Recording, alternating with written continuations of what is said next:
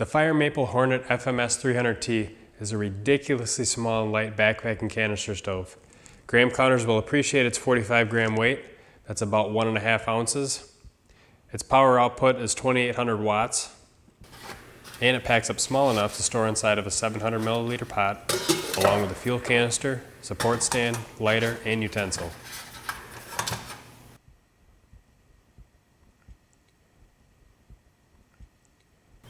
A backpacking stove review wouldn't be complete without boil times. Now, there's really no standards by which to measure this.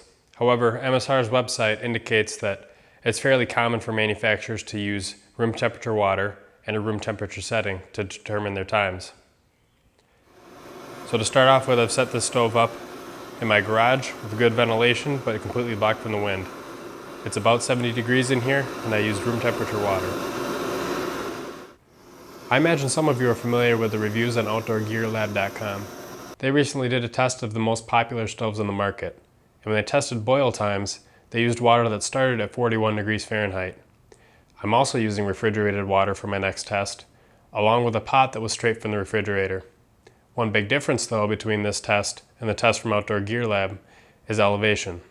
They tested at over 7,000 feet, where water boils at less than 200 degrees Fahrenheit.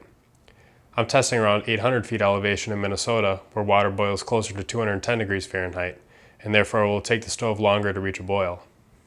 Outside, boiling times can vary quite a bit depending on the conditions. You see, one downside that this stove shares with all similarly designed canister stoves is exposure to the wind. Even a light breeze can make a big difference in efficiency, as you can start to even hear the flame flickering underneath the pot.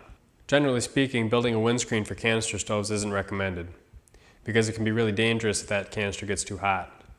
I imagine with the proper caution and design, you could build a little windscreen for this. Typically what I do is just set the stove up somewhere where it's sheltered from the wind. In Colorado this past fall, when I had my tent pitched floorless, I boiled water right inside the tent. Just an FYI, that does increase condensation on your single wall, so you'll still want to have good ventilation of the shelter.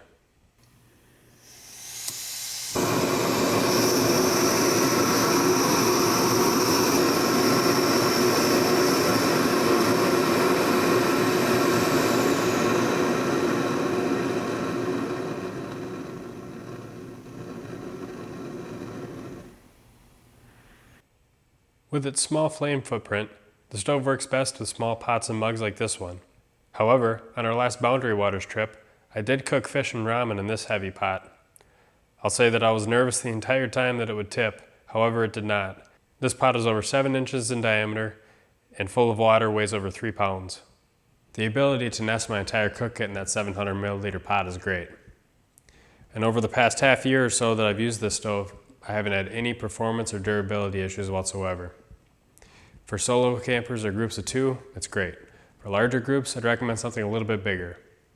Integrated stove systems like the Jetboils or the MSR wind burners or reactors are going to be better throughout more varying weather conditions.